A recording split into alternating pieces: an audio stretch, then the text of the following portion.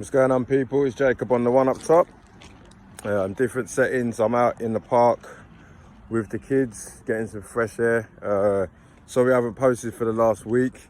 I've had a migraine that I've been nursing in and around going work and all that, so that's why I haven't been on there. But yeah, I've just seen the lineups as I'm about to make my way home. So I want to discuss that quickly, and leading up into the fixture that we've got coming up against Southampton away. But yep, first and foremost, I'm seeing at the fullbacks.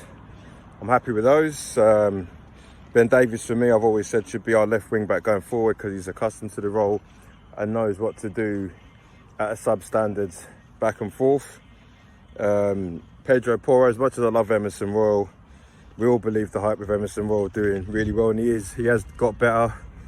You know, even someone like me that was annoyed that Emerson got dropped, we've all got to accept that Pedro Porro is just better, isn't he? You know, he can offer a lot going forward as well as going backwards. He's got a good set piece on him, so can't really knock that decision out. He's probably going to be one for the future. Back three is normal with Longley, Dyer and Romero. You know, in terms of back three, can't get much better than that for us at the minute. Højbjerg and Skip, obvious choice, and then Richarlison keeps his place over Kulusevski. So you know, I haven't really got too much problem in the lineup. The only problem I have is Son gets to start again, but I've just, you know, become accustomed to the fact that he's got something in his contract to say that he's got to start every game because of all the marketing and all the business that surrounds his name. There's not much else I can say upon that. I just hope that we can win the game. If in terms of the opposition, I do worry about James Ward-Prowse. You know, he's scored a couple of worldies against us. He scored a great goal at our stadium this season, and he scored a worldie with a free kick the season before. So he's a threat. He's also somebody that I wish that could join our team, because that's one thing that we've lacked, which is someone on set pieces. Who else is there? That's it. That's pretty much it, really. Che Adams, the sort of person that he's not really a major goal scorer, but he does turn up for Southampton when they need him, especially in the relegation scrap that they're in. So, you know, the bookmakers and most people would make us favourites, but just for the sheer fact that Southampton are scrapping for their dear life, it makes it a difficult game. And I don't remember us having too many positive results at St Mary's, apart from when Son scored 4 and Harry Kane got the 4 assists. So yeah, I'm happy with the lineup. Just wish, you know, realistically, the two behind Harry Kane, you could have chose any of them and I still would have been a bit annoyed because they've all been rubbish. So if I was going to chuck a scoreline, my heart tells me we'll go and win 2-0. My head says we're just going to be lazy again, especially after Newcastle's result yesterday and a chance to get up with Man United. We'll end up drawing 1-1 and we'll be lucky to as well. So see you guys at half time. Jacob at the one up top. Yes, my guys, it's Jacob back at the one at top at half time. It's Tottenham 1, Southampton 0, or the other way around, however you want it. Has Southampton at home. Not too much to really complain about, to be fair. The only thing I could complain about is the amount of injuries. Like, you know, I spent the first 10 minutes thinking, like, if we're even going to get a game going on here, because everyone was dropping like flies. You know, shout out to... I understand he must be stressed because every time he wants to get a run going, something happens. So I feel for him in that respect. But so a reason for a squad. I'm hoping that's nothing too serious because I honestly don't like Perisic at left back. Never have done. And I think he shadowed his performances with the amount of assists he's got from corners, which people don't look into. But yeah, everyone did what they're supposed to do. Harry Kane's been a bit quiet, but you know, he's entitled to about 10 of those, 20 if I'm honest. Like, everyone else needs to chip in. So I think Son's done a lot better in previous times. He's had a couple of efforts on goal. I think the one where Pedro Porro, you know, dinked it over the back line, I think, you know, that's easier looking at it than actually being in that position. You know, I'm left-footed and I would have found that very difficult to hit that first time, you know. And whether I was at that level or not, that's a difficult opportunity. But, you know, he had another chance where he dropped his shoulder, left foot effort. kind of thought to myself, yeah, this is the Son that we want to see week in, week out. And then he puts the through ball for Pedro Porro. Great finish by Pedro Porro, you know what I mean? Like I said about Emerson, I love the guy. I love that he was in the bottom, he was in the pits, he was in the dungeons. And he brought himself back up to become a cult hero for a number of weeks and months, you know, even in the times we were playing badly. But, you know, all Spurs fans can accept that Pedro Porro is just a better player. You know, Emerson in that position may have finished. You know, I'm expecting him to go across the keeper, crossbar in. You know, good finish. No matter how you see it, though, he should be going in regardless. But, yeah, Southampton kind of proving why they're the favourites to go down. You know, not only are they the bottom of the league, they're not doing what the Southampton under Hasenhüttl. That's why I used to like Hasenhüttl, because he was always down tools in terms of his resources, but he'd always get a press out of them. You'd always get a game at St Mary's. You know, Man United, Spurs, Liverpool at times, Man City. Arsenal. They've all had difficult games here over the years. Even though Southampton have probably been a top 10, top 5, bottom 10, bottom 5 finish every season. But you knew going to St Mary's they'll give you a difficult game, and that's what Hasenhüttl brought. You know, Hasenhüttl did a double over us. I think it was a season or two ago. They came to our place and bashed us about. So, the Southampton, I'm looking at it, there's some player names I don't recognise. You know, Walker, there's players like Walker Peters, Walcott, Che Adams, Stuart Armstrong. These are players that you probably don't need in a dogfight, because they probably know that if Southampton get relegated, they'll get a Premier League move. You know, Carl Walker Peters, for me, on his day, is good enough to even come back to Tottenham and challenge with Pedro Porro. Stuart Armstrong's an established Premier League player, somebody that, should they get relegated, they'll come back up. It's one of those where I don't think and the players that would want to stay in the Premier League probably aren't good enough. So I do feel sorry for Southampton, but this being Tottenham Hotspur, I could quite easily eat my words here. I could be talking about them being candidates, us doing well, and in the end we'll end up drawing or we're losing. But if we keep the momentum up and get a second goal, then we can kind of be, we can draw Southampton out, because Southampton can't be sitting here playing for a draw. I think they'll come out second half regardless, because they have to. I don't think points are enough for them to stay up at the minute, because you've got Bournemouth that are picking up results here and there.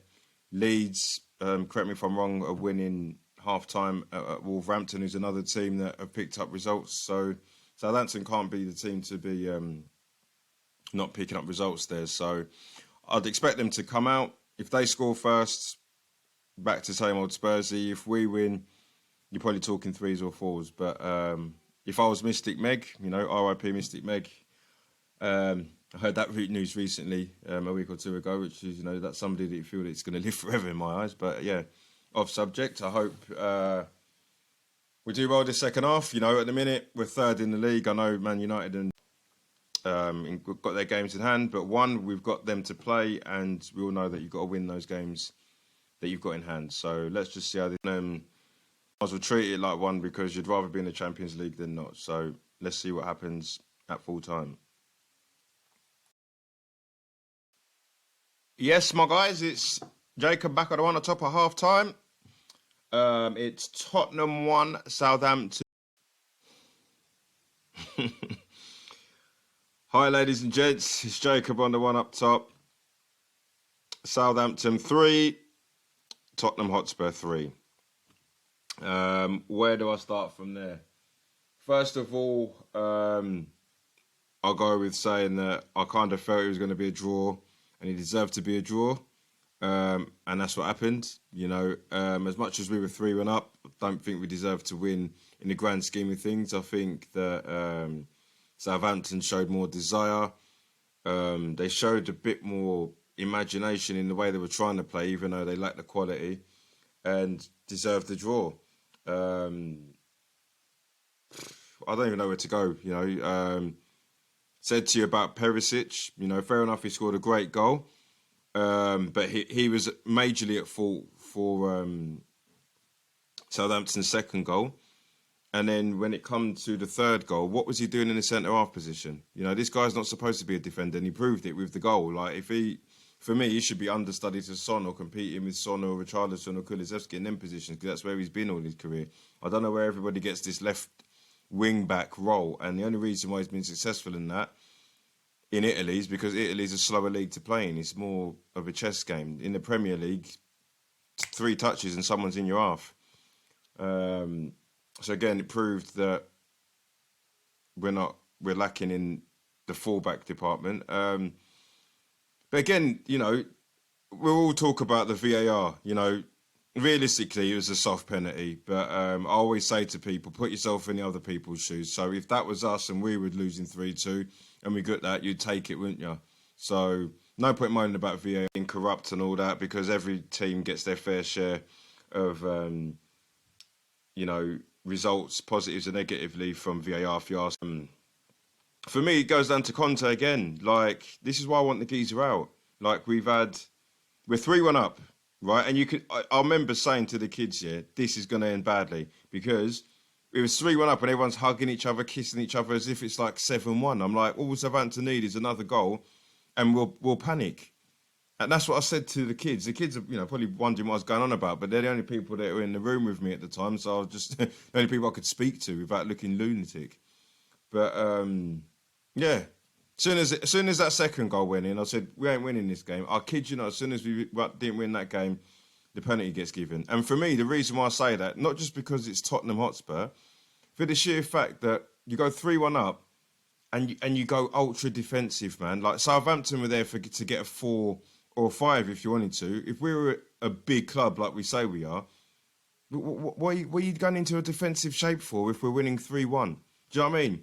Give Dan Juma minutes, but no. He brings on Sarr to defend it out. He brings off Pedro Porro, who looked fine to me. It's not like we've got a midweek game. Let him stay on for the game. He brings on Emerson Royal. What happens? If I'm Southampton, I'm like, all right, we're losing 3-1, but Tottenham are shitting it. They're scared. So, for them to go like that, they're basically saying they defence against attack. Let's attack. And then what happened? They got their just results. What do you want? You know what I mean? Why are you going defensive when you're 3-1 up? No disrespect. You'd have Man City, Arsenal this season, Man United. They wouldn't go to a defensive formation after beating 3-1 up, no matter who it is. They'll change personnel. I haven't got a problem with the changing of the personnel.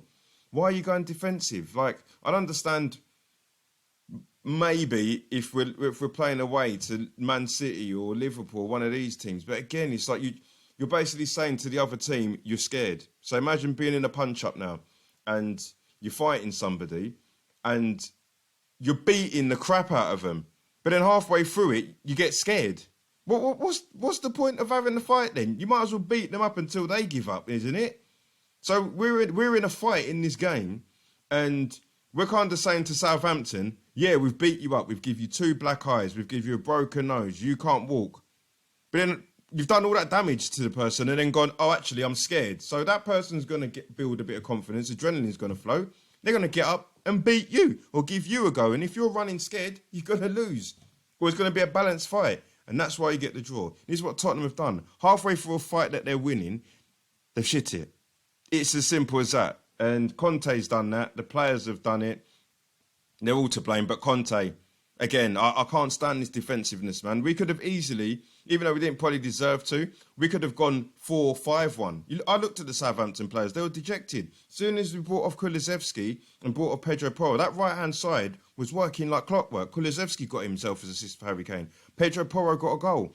Why are you taking our assisters and our goal scorers off when we're winning 3-1? Let them do the 90. Do you know what I mean? Walcott was knackered, but because he was influencing the game and he scored, the manager left him on. You heard the commentator say Walcott hasn't done a 90 this calendar year, this season. But the manager left him on. Why? Because he's scoring, he's having a good game and he's influencing it. So regardless of the result, why are you bringing these guys off? But you brought them on for three defensive midfielders and pretty much said to Southampton, coming in, attack versus defence, and you got your just desserts. It's as simple as that. All this Enoch this, Enoch that, like I keep saying, the business side of Tottenham Hotspur didn't lose that game, or lose 2 goals. Daniel Levy's not at fault for that. Do you know what I mean? Perisic, fair enough he scored, but he had a stinker coming on, if you ask me. Who brought him in? Conte. Made, he's 3rd highest earner. He's on 180 grand a week. This guy's on more money than Son. And he's not even being played in the right position, if you ask me. If he's playing in the right position, do it in the Italian league, not in the Premier League. You know, there's no point getting hype. All Tottenham fans are going to do, and this is what I talk about small club mentality within amongst our fan base. All they're going to do is keep watching the VAR video, keep watching, this referee's done us over before. Forget all that. Would that have mattered if we were 5-1 up? No. Would that have mattered if we kept our best players on? Like, realistically, Pedro Porro and Kulusevski, they both got bought off. For me, like I keep saying, we were in a fight there. We were winning the fight. We've back bruised. And then halfway through the fight, we've said, you know what? I ain't going to lie. I'm scared. So then, you're beating him up, but then you've stood there in the boxing ring like that and said, go on then, give me your best shot. Even though he's got 2 black eyes and a broken nose and he can't, his gum shield don't even fit in his mouth. That's what you've done. This is what Tottenham do. We get into fights. Tottenham Hotspur, I bet you've all got that mate that goes around starting fights, and then he'll go around starting the fights. He'll give it all the big un. He'll be able to speak a good talk. He can even start the fight off well, but then halfway through it, he's the guy on the floor, mashed up, broken nose. We go home and you're nursing him, and you're like, but why did you start the fight though? There's no point in you starting the fight because you never come out on top. That's what Tottenham do. We start fights, never come out on top. And even though we've dished out bruises and cut lips, we're the ones that go home battered. This Jacob, sign up for the one up top. Have a blessed weekend. And before you leave, I beg you, like, share, subscribe, comment, do whatever. I'm just glad it's the international break. I can spend 2 weeks not dealing with this dross of a group of men. Love you all.